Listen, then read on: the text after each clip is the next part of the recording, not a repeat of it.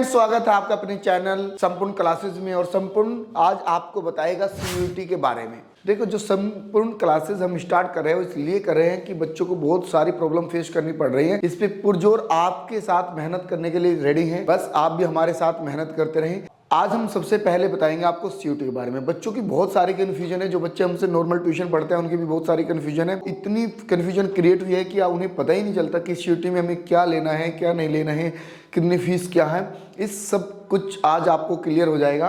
सिर्फ इस वीडियो को आप लास्ट तक जरूर देखें। सीयूईटी है कॉमन यूनिवर्सिटी एंट्रेंस टेस्ट, जिसको हम शॉर्ट फॉर्म में कहते हैं सीयूईटी। यूनिवर्सिटियों में जो कॉमन एंट्रेंस होते हैं सभी के लिए एंट्रेंस है, जो भी एडमिशन लेना चाहते हैं। और ये अंडर ग्रेजुएट मतलब कि ग्रेजुएशन के लिए है 2024। अब क्या है, इसकी जो फॉर्म फिल करने की डेट स्टार्ट हो चुकी है। वो फॉर्म स्टार्ट आप किस डेट से इस फॉर्म को स्टार्ट कर सकते हो, तो 27 फेब से आप इसे स्टार्ट कर सकते हो। और इसकी लास्ट डेट है अप्लाई करने को 26 मार्च है और 11:50 PM तक है। मतलब कि रात के 11:50 PM तक है।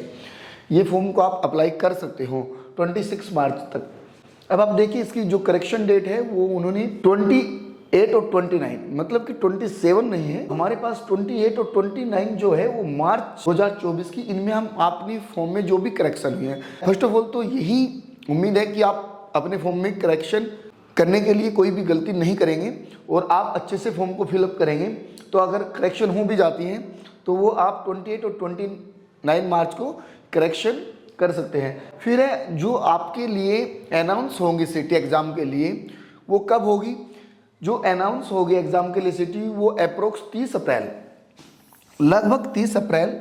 मतलब कि ये आपके पास 30 अप्रैल फिक्स नहीं है, 1-2 दिन ज़्यादा या कम भी हो सकता है। तो 30 अप्रैल 2024 को ये सिटी अनाउंस कर देंगे एग्ज़ाम के लिए।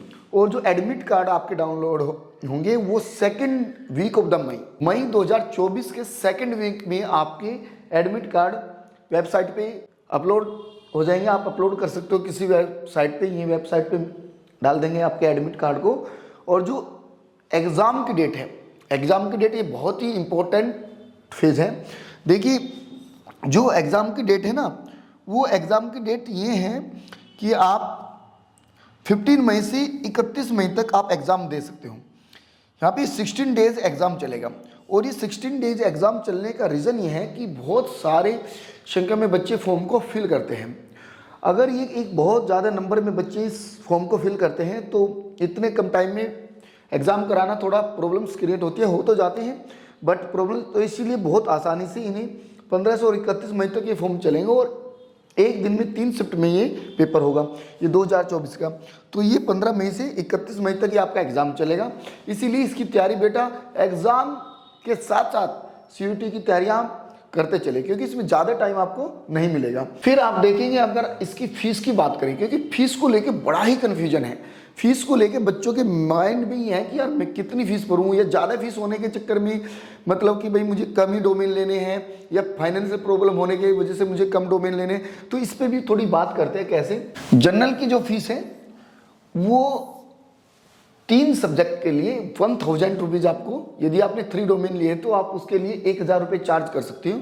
और आपको एडिशनल और भी डोमेन लेने हैं, सब्जेक्ट लेने हैं, तो आप 400 पर पेपर, यदि सपोज करें आपने 3 सब्जेक्ट लिए हैं, आप लेना चाहते हो 5 सब्जेक्ट, तो 1000 तो 3 की प्लस 400 2, मतलब 2 सब्जेक्ट 3 की ली थी, फिर एक लिया आपने, फिर एक, ईच सब्जेक्ट के आप 400 पे करेंगे। तो टोटल आप 1800 फीस डिपॉजिट करेंगे। फिर आप कर सकते हैं ओबीसी और ईडब्ल्यूएस के लिए 900 है 3 सब्जेक्ट के लिए, और इसमें 375 ईच पेपर की होंगी। SC ST PWD और थर्ड जेंडर के लिए 800 रुपये फीस होगी 3 पेपर की, और 350 पर ईच सब्जेक्ट की होगी। अगर कोई भी बच्चा आउट ऑफ इंडिया सेंटर डालता है, मान लो कि या किसी और कंट्री के बच्चे जैसे नेपाल हुआ, भूटान हुआ, वो बच्चे हमारे यहाँ फिल करते हैं इस सीयूईटी के एग्ज़ाम को, तो उनका सेंटर ओबियसली इंडिया के बाहर ही होगा। तो उनकी 4500 400 4500 फीस होगी, और उनका 1800 पर सब्जेक्ट एक्सटर्नल चार्ज लगेगा। तो ये वेबसाइट है एनटीए की, इस वेबसाइट पे आप एनटीए का फॉर्म फिलअप कर सकते हो। और इसका जो मीडियम है वो इंग्लिश के साथ साथ 13 लैंग्वेज है। देखिए, ये इंक्लूडिंग इंग्लिश भी, 13 लैंग्वेज में इंक्लूडिंग इंग्लिश भी है। जैसे सपोज करो आपने अपनी ही लैंग्वेज मराठी, गुजराती, बंगाली, असमिया, उर्दू, तेलुगु सभी लैंग्वेज मिलाकर ये 13 लैंग्वेज में आप इस पेपर को दे सकते हो। सपोज करो कि आपने हिंदी ली है, तो हिंदी के साथ साथ आपको जो क्वेश्चन मिलेगा वो इंग्लिश में भी मिलेगा। इंग्लिश में सभी को क्वेश्चन मिलने वाला है। सपोज करिए आपने उर्दू ली है, सपोज करिए आपने मराठी ली है, तो आपको इनके साथ प्लस इंग्लिश में भी क्वेश्चन देखने को मिलेगा एग्जाम में। तो आप 13 लैंग्वेज टोटल है इसमें से, और ये एक इंग्लिश में आपको क्वेश्चन देखने को मिलेगा। जो भी आप अपनी लैंग्वेज में आप बेटर फील करते हो वो आप सेलेक्ट कर सकते हो। और हाँ, एक बात और कि देखिए लैंग्वेज जो मीडियम है वो अपना बहुत ही ध्यान से फिलअप करिए, क्योंकि शायद मीडियम कई बार चेंज नहीं होता और शायद लगता है इसमें भी ना हो, तो आप मीडियम को बहुत ध्यान से फिलअप करें। फिर लैंग्वेज सब्जेक्ट, देखिए इसमें आपके पास क्या है, सब्जेक्ट है और लैंग्वेज है। तो कुछ ऐसे सब्जेक्ट है जो लैंग्वेज में भी है। तो हमारे पास जो आता है डिफरेंट टाइप्स ऑफ पैसेज आएंगे इसमें लैंग्वेज में। जैसे हिंदी है तो हिंदी के अनसीन पैसेज आपने देखे होंगे, इंग्लिश के अनसीन पैसेज आपने देखे होंगे। वो कैसे होंगे, फैक्चुअल होंगे या लिटरेसी हो गया या नैरेटिव बेस होंगे या फैक्चुअल होंगे वो। तो फिर आपके पास लिटरेचर एप्टीट्यूड होगा और वोकैबुलरी होगी। वोकैबुलरी आएगी इसमें, जिसको आप ग्रामर कह दे, तो एक नॉर्म में मतलब एक लैंग्वेज में आप कह सकते हो ये ग्रामर ही है कि इंग्लिश में, हिंदी में ग्रामर। फिर डोमेन क्या है, डोमेन सब्जेक्ट में आप देखेंगे तो डोमेन का बहुत बड़ा पार्ट है इस CUT में, क्योंकि जो आप डोमेन ले रहे हैं ना, ये डोमेन ये एज पर CBSE जो आपने सिलेबस पढ़ा है 12th में, CBSE या UP बोर्ड या हरियाणा बोर्ड, जो भी आपने 12th में सिलेबस पढ़ा है अप्रोक्सी सभी का सिलेबस सेम सा है। तो ये जो 12th में सिलेबस पढ़ा है उसी के अकॉर्डिंग आपका डोमेन का सिलेबस है, वही सिलेबस आपको रिवीजन करना है। तो जनरल टेस्ट है, जनरल टेस्ट में क्या है, जनरल टेस्ट में आप देख सकते हो कि जनरल टेस्ट में जनरल नॉलेज है, ये एक पार्ट होता है। जनरल टेस्ट में जनरल नॉलेज एक बहुत ही अच्छा पार्ट भी है। इससे अपनी नॉलेज के आपको पता होना चाहिए कि आपके प्राइम मिनिस्टर हैं, कौन आपके डिफेंस मिनिस्टर हैं, ये मतलब जनरल नॉलेज के है होनी चाहिए आपको। थोड़ा करंट अफेयर्स भी पता आपको होना चाहिए कि हमारे देश या हमारे देश में, हमारे स्टेट में क्या चल रहा है, हमारी कंट्री में, हमारे स्टेट में, हमारे डिस्ट्रिक्ट में हाँ क्या चल रहा है, क्या माहौल है, ये थोड़े करंट अफेयर्स है, क्या हमारे रिलेशंस हो रहे हैं। तो ये जनरल मेंटल एबिलिटी होनी चाहिए, न्यूमेरिकल एबिलिटी और क्वांटिटेटिव रीजनिंग आपके पास होनी चाहिए। तो ये कुछ ऐसा पार्ट है जो आप टॉपिक्स को तैयार करेंगे, और आई होप कि आपको ये टॉपिक बहुत ही आसान टॉपिक है और आप इनमें बहुत अच्छा भी करेंगे। देखते हैं नेक्स्ट क्या है, क्वेश्चन टू बी अटेम्प्ट। आपको सबसे बड़ी दिक्कत ये भी है कि कितने क्वेश्चन आपको अटेम्प्ट करना है। ये बड़ा ही क्वेश्चन है बच्चों के सामने, हाउ मैनी क्वेश्चन अटेम्प्ट। तो आपको कितने क्वेश्चन अटेम्प्ट करने हैं, देखिए आपके पास 50 क्वेश्चन मिलेंगे, आपको 50 क्वेश्चन मिलेंगे और 50 क्वेश्चन में से आपको 40 क्वेश्चन अटेम्प्ट करने हैं। इट मीन्स ये हुआ कि 50 में से आपको 40 क्वेश्चन अटेम्प्ट करने हैं। तो ये जो 10 क्वेश्चन मिलेंगे आपको, ये 10 क्वेश्चन आपको चॉइस है, आप इन वे क्वेश्चन को ड्रॉप कर सकते हो जो आपको नहीं आते। तो इसमें 10 क्वेश्चन आपको चॉइस के मिल सकते हैं। तो आप सबसे पहले सीधी सी बात है कि आप इजी क्वेश्चन को आप सेलेक्ट करेंगे। जो क्वेश्चन मुश्किल है तो आप उन 10 क्वेश्चन में ना तो अपना टाइम वेस्ट करें, ये ध्यान रखना, ना तो वहाँ पे आप अपना टाइम वेस्ट करें और ना ही आप उस पर ज़्यादा से ज़्यादा अपनी कंसंट्रेशन को वेस्ट करें। मतलब कंसंट्रेशन अपनी आपकी ज़्यादातर, जैसे आपने पहला क्वेश्चन किया बिल्कुल सही कर दिया, फिर सेकंड क्वेश्चन जो आपको लग रहा है मैं इसे बहुत इजीली करूँगा, उन क्वेश्चन को सबसे पहले आप टारगेट करना है। तो इन 10 क्वेश्चन पे ज़्यादा टाइम आपको देना नहीं है। और हाँ एक बात और, ये जो क्वेश्चन है, जो लैंग्वेज के क्वेश्चन है, जो लैंग्वेज के क्वेश्चन है उनके लिए आपको 45 मिनट मिलेगी। मतलब कि 40 क्वेश्चन के लिए 45 मिनट मिलेगी आपके लिए।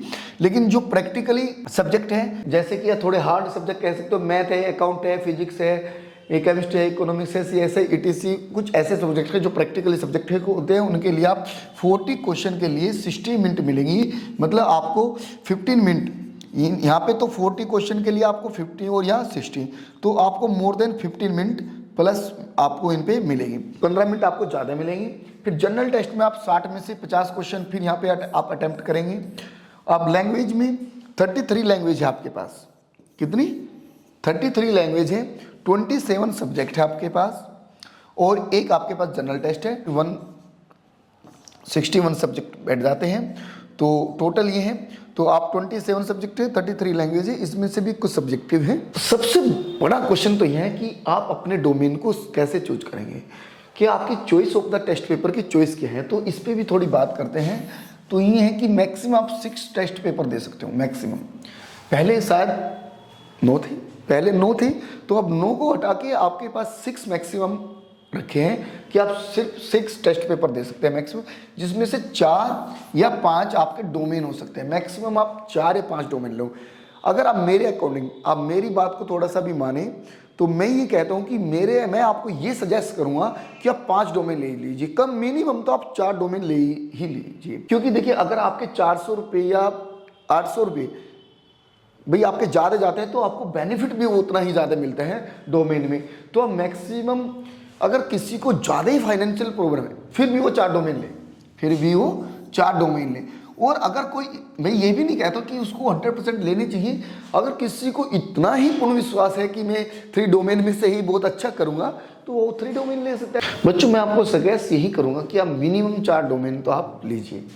अच्छा, उसके बाद आते हैं कि 4 डोमेन, यदि आपने 4 डोमेन लिए हैं तो 2 लैंग्वेज ले लीजिए आप। देखिए, मैं सब्जेक्ट कॉम्बिनेशन आपको बनाकर दिखाता हूँ कि कैसे आपको करना है। सपोज करिए आपने 3 डोमेन लिया है, तो 2 लैंग्वेज ले लीजिए आप और 1 जनरल टेस्ट ले लीजिए आप। नेक्स्ट, आप अगर 4 डोमेन लेते हो तो 1 लैंग्वेज ले लीजिए और 1 जनरल टेस्ट ले लीजिए आप। और अगर 5 डोमेन लेते हो तो 1 लैंग्वेज ले लीजिए। ये तो बेस्ट है। फिर है date of exam, sorry mode of exam. Mode of exam क्या है कि इस एग्ज़ाम का मोड क्या होगा, ये हाइब्रिड मोड में होगा। हाइब्रिड मोड का मतलब क्या है कि ये सीबीटी भी होगा और प्लस ये पेन एंड पेपर, मतलब ऑफलाइन पेपर भी होगा, जिसको आप ऑफलाइन बोलते हैं, और ये सीबीटी कंप्यूटर बेस्ड टेस्ट भी होगा।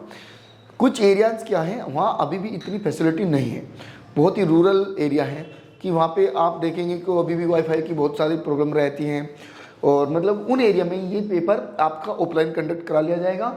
और जो थोड़े अच्छे एरिया हैं, उनमें से ये सीबीटी टेस्ट, या मतलब मैं किसी भी एरिया को अच्छा बुरा नहीं कहता, लेकिन जहाँ पे पॉसिबिलिटी ये नहीं है कि लैब नहीं है वहाँ पे, तो वहाँ पे ये पेपर को ऑफलाइन, और जहाँ पे पॉसिबिलिटी ये रहेगी कि वहाँ पे आप ऑनलाइन इस एग्ज़ाम को दे सकते हो, तो वहाँ पे सीबीटी के मोड में कंडक्ट करा लिया जाएगा।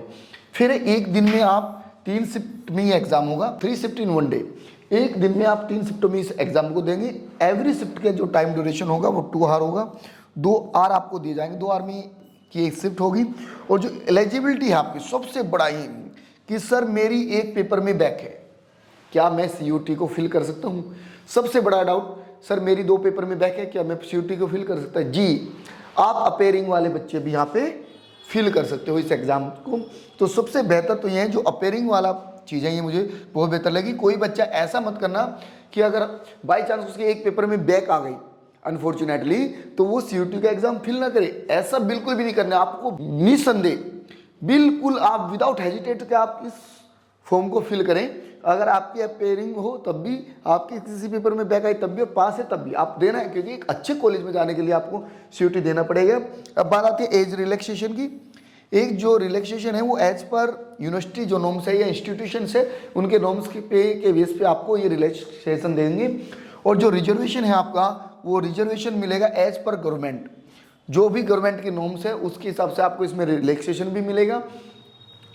मैं ये समझता हूँ कि जितनी चीज़ों की आपको मोस्टली नीड थी, वो सभी मैंने यहाँ पे डिटेल में आपके साथ उन्हें शेयर किया है। और आई होप कि आप बहुत अच्छे से समझ गए होंगे। कहीं किसी चीज़ में कोई डाउट है या आपको ऐसा लगा तो आप मुझे बता देना, या कहीं कोई डाउट आपका बचा है तो मैं उस पर भी वीडियो बना दूंगा। आप प्लीज़ कमेंट में ये लिख दें कि सर मुझे इस जगह डाउट है।